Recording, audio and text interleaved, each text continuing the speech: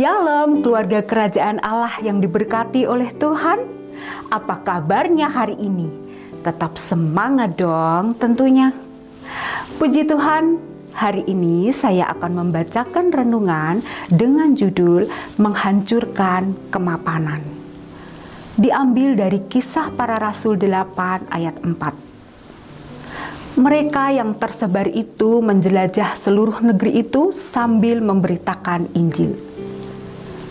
Sebagai seorang pelayan Tuhan dari sebuah gereja yang cukup baik dan mapan, kadang sukacita untuk memberitakan kabar baik dan menjalankan misi Tuhan dapat meredup. Hal ini dikarenakan adanya kemapanan, di mana semua hal terasa baik, aman, menyenangkan, dan tanpa kendala yang berarti. Untuk menghancurkan kemapanan yang mengikis sukacita pemberitaan Injil dan menjalankan misi Tuhan, maka kadang Tuhan mengizinkan suatu perkara terjadi, sehingga kita mulai bergerak keluar menjalankan misi Tuhan. Hal inilah yang disampaikan oleh beberapa hamba Tuhan tentang jemaat mula-mula di Yerusalem.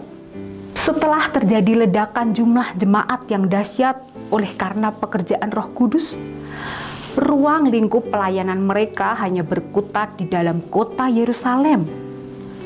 Oleh sebab itu, Tuhan mengizinkan timbulnya penganiayaan atas jemaat Yerusalem yang menyebabkan mereka tersebar ke banyak tempat sambil memberitakan Injil.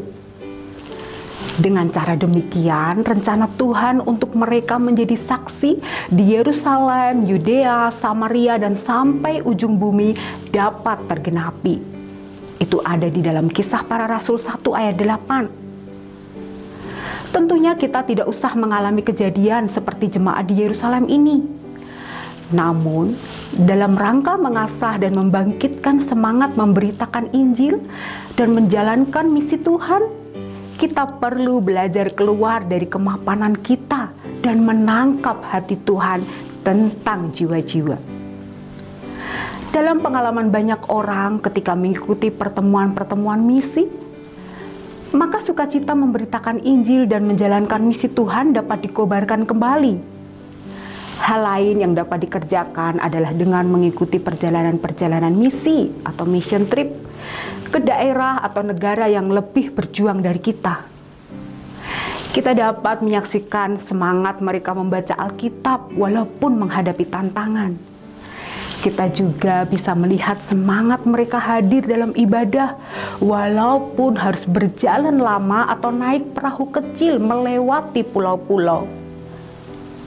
Dengan melihat dan mengalami hal tersebut, sukacita misi kita bangkit dan semua kemapanan yang salah dapat dihancurkan untuk kita bangkit bagi Tuhan. Amin. Apabila saudaraku semua merasa diberkati dengan renungan hari ini, silahkan like, comment, subscribe, dan share renungan hari ini. Terima kasih, Tuhan Yesus memberkati.